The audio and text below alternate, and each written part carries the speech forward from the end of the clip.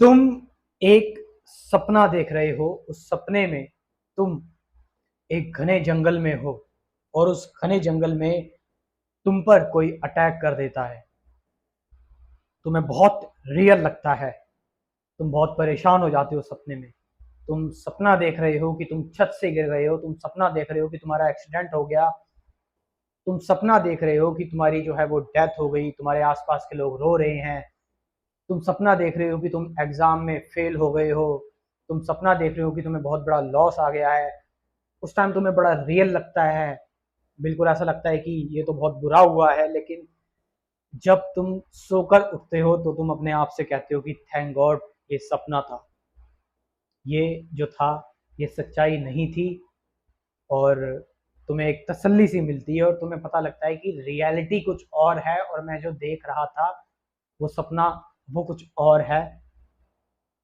तो जब रियलिटी यानी तुम जब जब तुम जाग जाते हो सपने से, जब तुम जाग जाते हो, जब तक तुम सपने में हो तुम्हें सब कुछ रियल लग रहा है, सब कुछ सच्चा लग रहा है।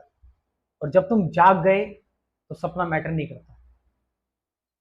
फिर तुम्हें ऐसा लगता है कि मैं सोने से डरूं, कि मैं सोऊंगा तो फिर सपना देखूंगा, ऐसा लगता है नहीं। एक एडवेंचरस फीलिंग नहीं आती। तुम जब जाग जाते हो तो तुम्हारे लिए वो सपने चाहे कितने भी खतरनाक हो वो तुम्हारे लिए मैटर नहीं करते हैं। हाँ, कुछ लोगों के साथ कुछ लोगों को ज़्यादा टाइम तक याद रहते हैं, फिर बाद में वो भूल जाते हैं, क्योंकि तुम जाग गए हो। तुम ये देख रहे हो ऑब्जेक्टिवली, फैक्चुअली कि मैं जाग चुका हूँ और वो जो तो सपना था वो निकल गया है। और अगर मैं तुमसे कहूँ कि जो तुम अभी इस वक्त जिसको तुम जागा हुआ महसूस कर रहे हो, जो भी रियलिटी है, ये भी अगर एक सपना है, ये भी मात्र एक ड्रीम है, तभी तुम्हें ये सारी चीजें रियल लग रही हैं। और जब तुम कहते हैं ना, जब योगियों को एनलाइटनमेंट हो जाती है, कहते हैं कि योगी जो है वो उनको बुद्ध को ज्ञान की प्राप्ति हो गई है, या एनलाइटनमेंट हो गई है, या आत्मज्ञान हो गया है, तो वो क्या कहते हैं सब, तो जो योगी वगैरह हैं, सेजिस, संत मंक्स वगैरह हैं, वो कहते हैं एवरीथिंग इज अ ड्रीम, ये सब एक गेम है, एक प्ले है और कुछ नहीं है। डोंट टेक इट सीरियसली, इसको बहुत ज्यादा गंभीरता पूर्वक मत लो। ऐसा क्या करते हैं कि वो जाग जाते हैं? उनके अंदर ये इंसाइट कैसे आ जाती है? आप तभी जाग जाग सकते हैं जब आप बिल्कुल कंप्लीटली डिटैच हो जाएं। आप कंप्लीटली सारी चीजों को लेकर आपकी जो अटैचमेंट है, आपका जो लगाव है, जो बंधन है, वो पूरी तरह से खुल जाए, तो तुम आजाद हो गए, मुक्त हो गए। फिर तुम होकर भी नहीं हो। फिर तुम हर एक चीज का स्वाद चखते हुए जा रहे हो, हर एक चीज को करते हुए जा रहे हो, लेकिन किसी से बंध नहीं रहे हो। तो योगी जाग जाते हैं जब उनको ज्ञान की प्राप्ति होती है। एनलाइटनमेंट कैसे प्राप्ति होती है उनको ज्ञान की?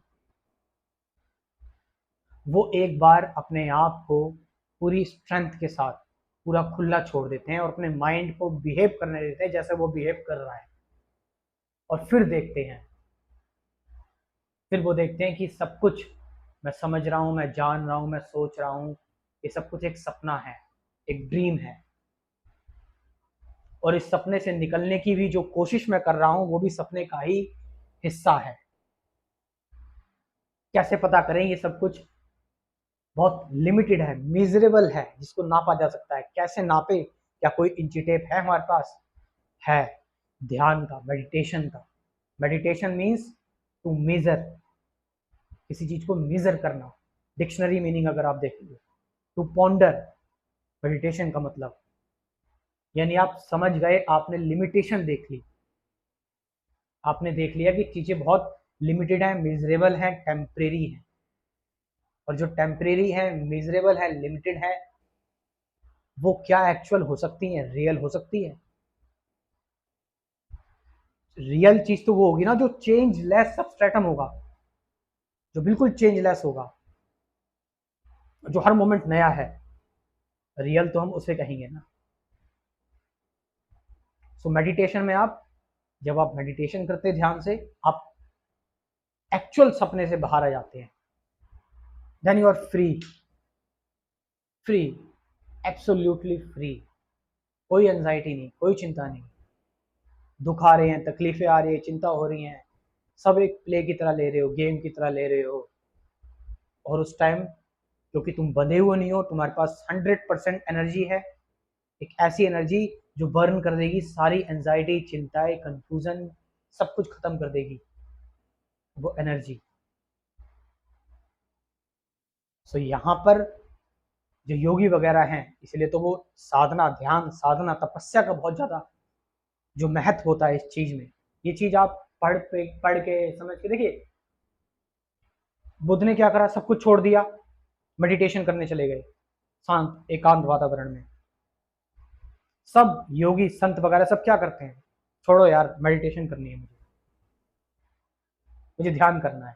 उनको ज्ञान की प्राप्ति तब हुई जब उन्होंने अनलर्न किया।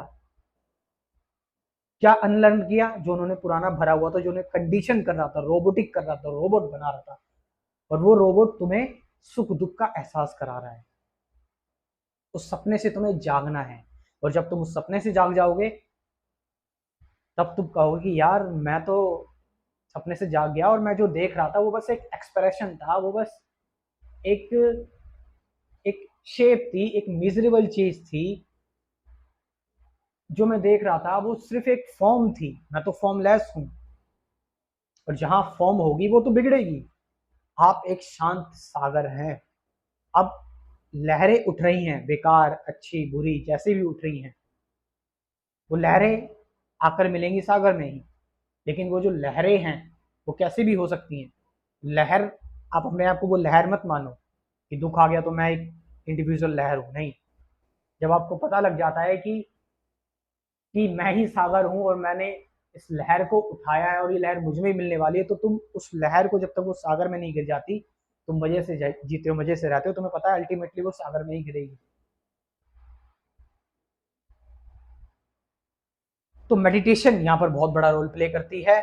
अब मैंने कई सारी वीडियोस बनाई हुई है मेडिटेशन को लेकर, ध्यान को लेकर। आप उन वीडियोस को देखें, समझें, जानें स्पिरिचुअलिटी, एक्चुअल स्पिरिचुअलिटी क्या है।